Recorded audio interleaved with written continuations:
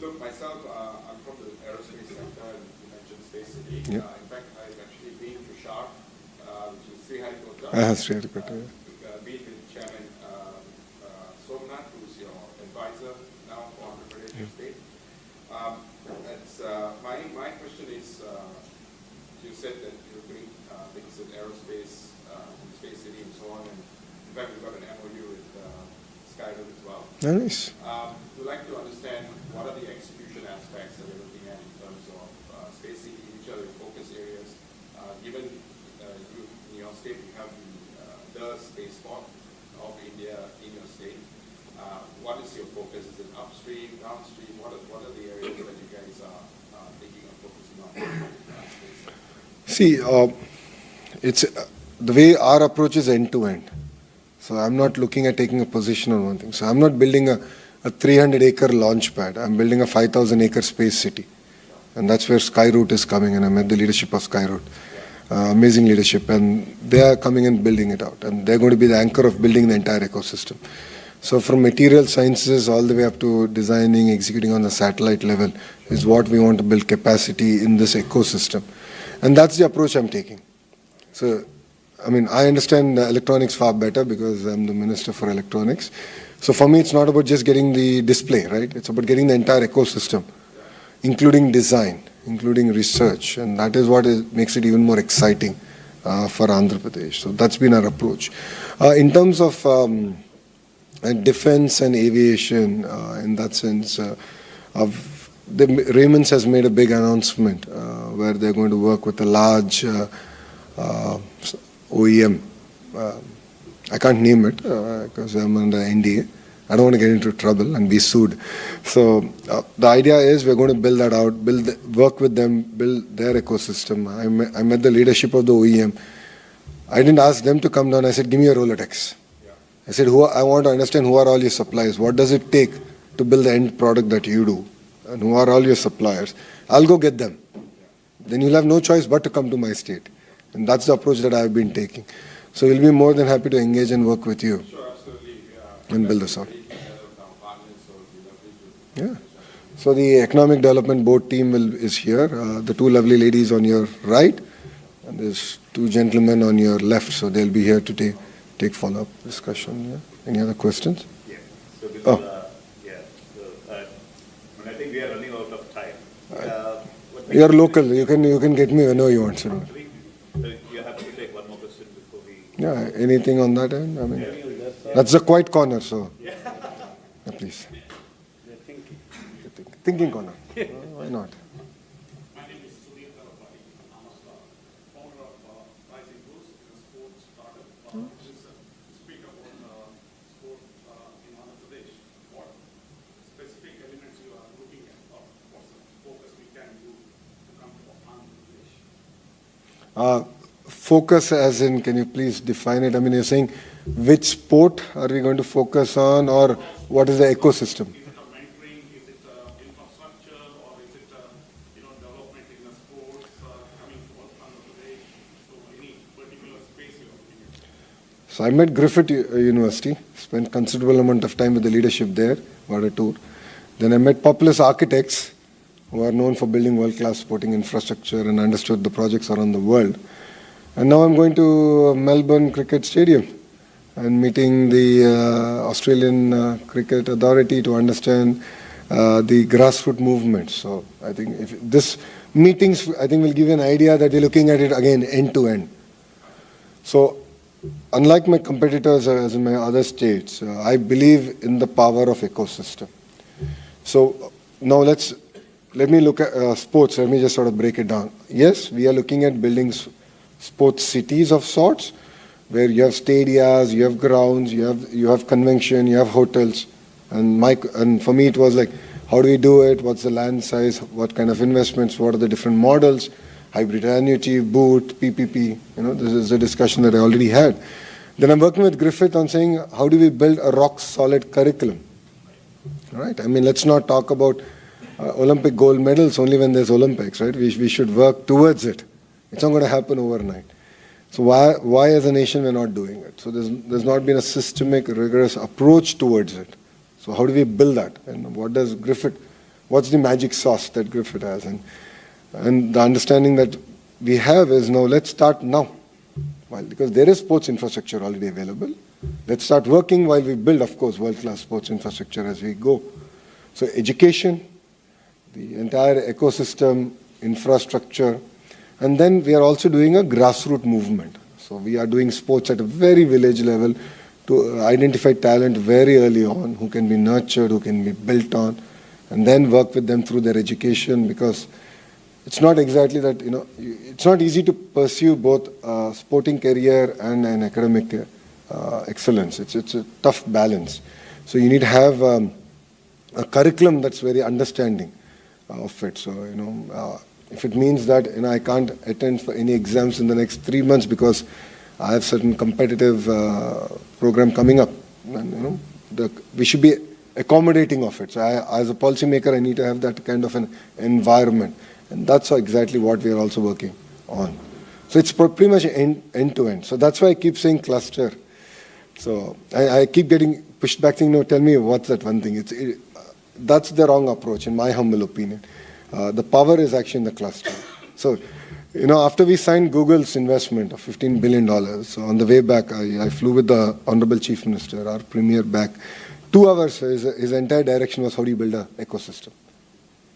His point was very clear, this is just the beginning, this is the seed. But his direction to me was, how do you create a 25x multiplier impact? So for him, look at what he's done to Hyderabad, right? ISB was the seed. Microsoft setting up the first development center outside Seattle was the seed. But we didn't stop there. Look what Hyderabad is today. We are taking that kind of approach, but across 15 sectors. Genome Valley in Hyderabad is another great example of what Mr. Naidu's contribution to the state and the nation is. We are one of the very few countries to have a domestic vaccine for COVID. I think 4 countries or 5 countries in the world. We are one of them. And that is an Hyderabad company. The vaccine was discovered, manufactured in Genome Valley. Right? But the foundations were laid in the late 90s. And Mr. Yella came to meet Mr. Naidu about his trying to set up Bharat Biotech, but then they got about with this idea of doing a Genome Valley. And Krishna Yella actually played a very, very important role in the vision of doing Genome Valley. That's the power of a cluster. So it was not about one Bharat Biotech, but it was about building the entire ecosystem, the cluster. But I think we've learned a lot. As a political establishment, we've learned a lot. As a state, we've learned a lot. So now we are really focused on this vertical and horizontal integration. Every speech of mine, every meeting of mine, you'll hear this again and again, vertical and horizontal integration, because I truly believe in it. And that's where, as an HRD minister, I've realized that there's a much larger role for me to play. So sports, end-to-end. Space, again, end-to-end. Aqua, end-to-end. That's the kind of approach we're taking. Yeah? Correct? Yes. Sports, arts. We had again an opportunity to meet up with certain leadership. Handloom is very big. Handloom is very big in my own constituency called Mangalgiri. So all the shawls I'm giving is actually from my constituency. So there's a lot of work we can do. Our saris, our artworks are there to be preserved. Our coffee, Araku coffee, grown by tribals. It's very well known. We have a store in Paris. This is being led by Nandi Foundation, which was started by Dr. Anji Reddy of Dr. Reddy Labs, and now it is being led by Anand Mahendraji. Anandji is now leading Nandi Foundation, and we are really excited to take Araku coffee to the world and give Starbucks run for the money. We would like to have coffee here coming from that. Absolutely. Fashion event as part of the Melbourne Fashion Week day before yesterday, exploring the collaborations in the textile and AI and manufacturing and all of that in the fashion sector. So I'll introduce you to Suchitra Yella, who's also a Padma Shri recipient. She has been tasked with creating a vibrant handloom ecosystem, arts ecosystem in Andrapradesh. So out of her sheer love, she's doing it for the state. So I had someone from Bangalore applying for the Nice. event day before. So I'll tell Suchitra auntie, and she'll reach out to you. I'll take your numbers and contacts. Thank you very much, and Jai Hind. Thank you.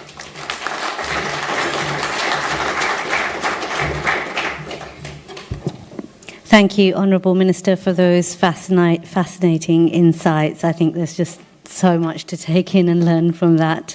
Now, I would just like to welcome our last speaker, Mr. Ashok Mysore, the immediate past chair of the CII IBF. He will offer a formal vote of thanks. Please do join with me in welcoming Mr. Ashok to the dais. Thanks so much, Kiran, for that. So I've got the easiest job. All I need to do is to summarize a few bullet points of, the wisdom and basically the experiences shared by all three of you. Or do ChatGPT? No, I think we can't do that, I think, at this point. Yeah. I'm walking around with it. AI to summarize me. No, like I think it is, my job was also to do the Q&A. I think it is very, very topical that, Lokesh Garu himself actually, picked that one up and, wanting to have these interactions directly with the people. And I think it is very reflective of the government, of the state government that you are part of, sir, and the ministry that you are actually doing there. So just to basically, I think Deepak ji started with, talking about the Australia-India relations, around the defense, security, trade, economics stuff, what has actually happened in terms of ECTA in 22, and followed by a very, I guess, an active conversation participation in concluding CICA very soon, and, allowing, I guess, the two countries to trade freely. So we also heard from our honorable CGI, Sushil ji, around the importance of, the people-to-people education, the ability to actually do seamlessly, trade between the two countries, and basically have a multiplier effect around that. So we spoke about, I guess, a lot of things around the technology parts, around, AI, security, IoT, digital health, water management, telemedicine, and a lot of these.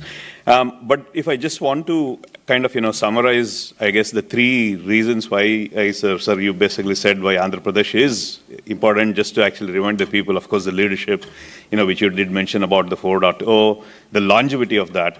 But combined with that is basically young minds, I mean, including yourself and the rest of the ministry, which you were saying, a very large percentage, I can't remember, I think 50+% of the... 19 out of 25. There you go, awesome. So it is about actually thinking on the policies, which is, for the first time, I guess, in the decade where they are actually in step with the business, with the technology, so that there are proper guardrails, there are good guidelines for these businesses to thrive. So you did actually mention, about the startup and the way you actually give a soft landing. I think you did mention that multiple times. Generally, people have this notion of, going to India and doing business there is, one, it is difficult, and second is risky. But I think a lot of people hearing, from leaders like yourself, are understanding that, managing, looking at risk as part of that is good, but it's not risky to do business in India. And I think it's a breath of fresh air to really see, kind of a concierge that you have actually set up for the soft landing for businesses. Of course, your intention is basically to, kind of attract large businesses like what you have actually done with, let's say, Google or ArcelorMittal, etc. But I think MSME is a very strong sector for both India and for Australia, where I guess 83% of the people are actually employed in that. So I'm hoping that the concierge services to basically make that soft landing also easy for MSMEs on both sides would basically, take advantage of what they have actually learned from these large deals that you have actually done. The clusters, I think we heard so many times you mention about clusters, and I'm sure we'll read more about how media would actually cover your tour to Australia, having conversations around these end-to-end things, around the 15+ clusters, which is what you're actually focusing on. And I think, historically, Australia also has the notion of actually having a vertically integrated, industry or a vertically integrated, innovation. So I think those things actually lends very, very nicely to itself. And of course, you need to actually pick the best parts from different universities or different institutions, be it around quantum, be it around hydrogen, etc. So, obviously Australia can actually provide a lot of inputs in there. But equally, I guess we would love to actually have a lot more of the Indian establishments, the MSMEs, to come to Australia and basically leverage the opportunities that is there here. Equally, I think providing that conduit, and I guess you've already laid out why Andrapradesh is so attractive, and hopefully people in the audience and those who actually are running the startup, the entrepreneurs, and those who have actually basically scale-ups will actually consider Andhra Pradesh very seriously on that. But before I close, I think it'll be wrong for me not to actually give the plug-in from the CII perspective around the Partnership Summit, the CII Partnership Summit, which is actually happening in Visakhapatnam, and Andhra Pradesh is basically chairing this along with Shri Piyush Goyal. And again, for those of you who may not know, so this is a conclave where ministers from commerce and trade, leading CEOs, thought leaders from around the globe basically converge in Visakhapatnam on the 14th and 15th of November to talk a lot around, trade, around future of industrialization, around climate, tech and innovation, geoeconomic frameworks, and other very interesting parts of it. So with that, and without much ado, so what I'd like to do is to basically, if you could actually put your hands together and thank Minister Sri Lokesh Garu for your time and your investing. And for Honorary Consul Dr. Sushil Kumarji. And of course, Deepak Gupta, who is basically the chair of AIBC. And to Abhay Mehta, who's sitting here, who's the quiet achiever behind the scenes, and to the large team who actually put this thing together. So thanks so much for taking the time, and please do network. And I think there are some, I guess, lunch and drinks, I guess, available. So please have a network. And I'm not too sure if the minister is available. If it is, then probably some of the questions which were not answered, you can ask some of his team or himself when he has the time. So thank you so much for coming along.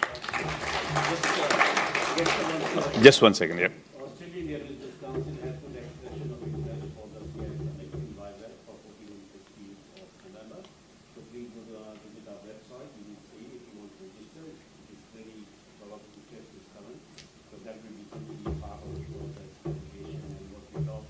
Also, on speak in EDB, you can also organize a webinar sometime in coming week. Delegation to some of the questions which have come. We'll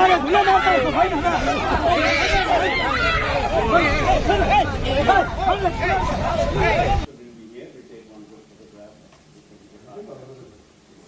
Let me come here. Yeah, please, if you can come this side. Yeah, that's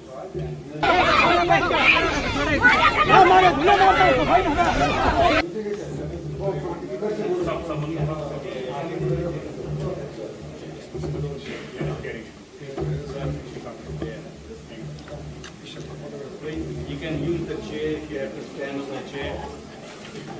Which one is going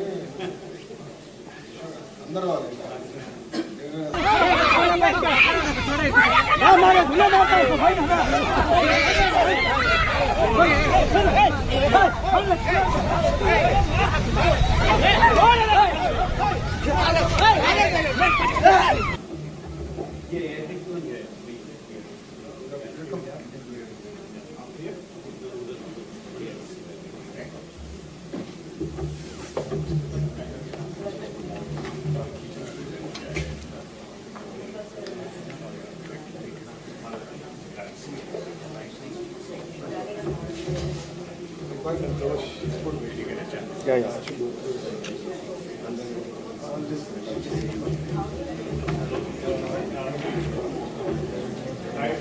yeah.